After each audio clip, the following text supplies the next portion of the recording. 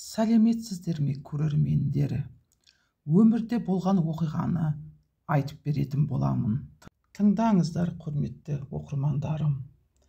Туыстарымызбен бірге қайтыс болған нағашы әпкемнің жүзін соңғы рет көру үшін мазарға барған кезімізде иман бұл тілегімізді қабылдамады.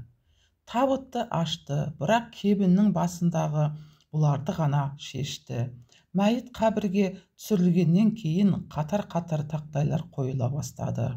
Енді оның дүниемен байланысты қалған жоқ, тек істеген істеріме бірге қалды. Әрбір тақтайды қойып жатқанда менің дүниеге деген сүйіспеншілігім жойылып жатқан еді.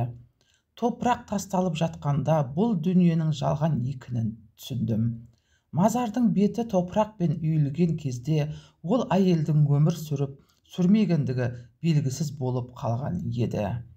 Біраздан кейін біз ол жерден кеттік. Ол жалғыздан жалғыз қалды. Мен сол кезде өз жағдайыма қарап, іштей қынжыла бастадым. Мен топырақтың астында жалғыз қаламын. Нағыз керек кезде қасымда ешкім болмайды. Олай болса дүниеде әркімнің сөзіне еріп, сопы деп мазақтамасын деп, неге ғибадаттарымды жасамауым керек? Үйге келген соң анамнан артық орамал бар ма деп сұрағанымда, ол таң қалды. Оған жалғыз жерде есеп беруден қатты қорқамын, ана, дедім. Ол қатты қуанды. Ғибадат жасауды бастадым. Күйеуім де қуанды. Бірақ айналамдағы адамдар маған «Жассың, әдемісің, не болып кеттің, өмір сүріп қалмайсың ба?» деп бастады.